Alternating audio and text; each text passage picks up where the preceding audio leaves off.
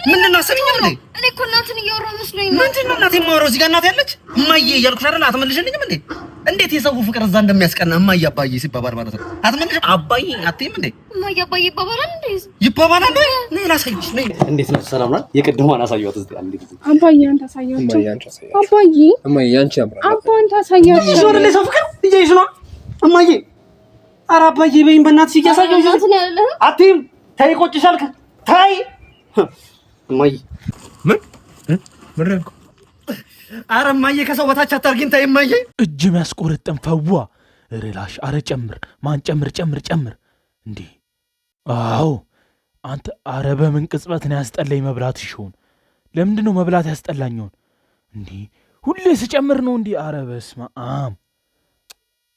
አረ በስማ ከዛ እናቴ ሙታ ቤተሰቦቼ ምናምን ሙቶ ምናምን መቃብር ላይ ሳለቅስ በእናቴ ሞት ምክንያት ይወከብዱኝ ተይ በእናትህ አተመንሽንም ታሟርተው ማን እንዴ ያማር እንዳንተ ቀን በቀን እሷ እንጀራ እየበላ አራኔ ሰለቸኝ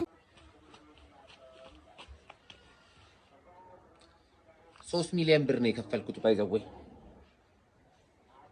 ኮት ነው የገዛው 3 ሚሊዮን ብር ትንሽ አስወድዶብኛል መሰለኝ ቀዩ የሚያመለክተው ሴቶች በየወሩ የሚያዩትን እና አበባው ደግሞ ያው አበባ ነው ምን አለፋችሁ በቃ ፔሬድ ነው ያረኩት ባህላዊ ልብስ ለብሼ መጥቼ አላስገባም ከዛ እናቴ ሙታ ቤተሰቦቼ ምናምን ሙቶ ምናምን መቃብር ላይ ሳለቅስ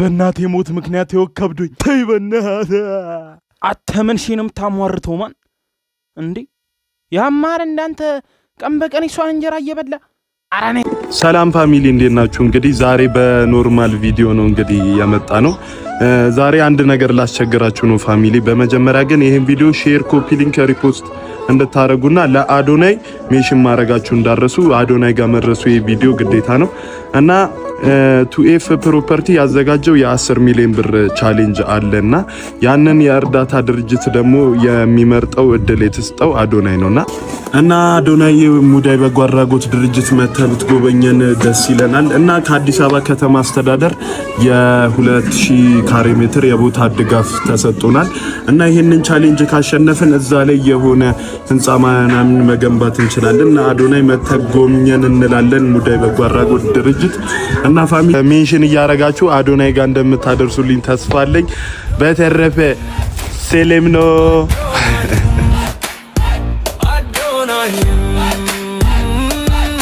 የ50,000 ብር ሽልማት ይልሃል የ50,000 ብር ስንት ሳምባ የሚገዛ ይመስላችኋል ትላንትና ቲክቶክ አዋርድ ላይ ተገኝቼ ነበር እስቲ ከመጀመሪያው ጀምሮ ውሌ እንዴት እንደነበር ላሳያችሁ ያው ጸዳብዬ ለሜዳ አስቤ ራሴ ላስላስ አድርጌ ለማስላት ነበር ሐሳቤ ግን ሳስበው ትልልቅ ሰዎች ይገኛሉ እንዴ እንደዚህ ብቻ ማስላትማ በቂ አይደለም በደንብ ለምን በቃ አንደኛ ሻወር አልገባም ብዬ አሰብኩኝና ቀጥታ ወደ ሻወር ገባሁኝ ፏፈሽ ምናምን ብዬ ታጥቤ በሳሙና ራሴ ዳለክልኬ ታጥቤ ወጣሁኝ ንጽተውዬ ያው ፎቶ እንደራርቤ ነው ወጣሁት እንግዲህ ከዛ ከተሎ ያው ልብስ ለመልበሻ ጊዜ ስላልነበረ ምግብ መብላት ነበርብኝ ምግብን በላውኝ መድኃኒት መውሰድ ነበርብኝ እሱን መድኃኒት ወስጄ ነበር ከዛ በኋላ በደንብ ከበላሁኝ በኋላ ቀጥታ ወደ መኪና ውስጥ ገብቼ ልብሴን እየቀየርኩ መሄድ ነበርብኝ እንዳላረፍድ በሚል ማለት ነው የተጠራ ነው 10 ሰዓት ነው ግን እኔ 10 ሰዓት ተኩል ላይ ቤት ነኝ ነበርኩት ስለዚህ ቶሎ ለመድረስ ልብሴን እየለበስኩኝ ነው መኪና የነዳሁት ጆሮ ጌጥ ሁሉ አድርጌ ነበር ሎት ያግኝቼ ነበር ግን በኋላ ላይ አልተመቸኝም አወለኩት አሁን ቲክቶክ አዋርድ ቦታው ላይ ደርሰናል መኪና ማቆሚያ ችግር ይኖራል ብዬ ነበር አሪፍ ቦታ አገኘሁኝ መኪና መኪናዬን እዚች ጋር ቆምኳትና ቀጥታ ወርጄ በእግር መሄድ ጀመርኩኝ ወደ ሴሬሞኒው ማለት ነው። ከዛ ሲሄድ ትልቅ ሰልፍ ነበረው። ያው ተሰለፍ ተባልኩኝ።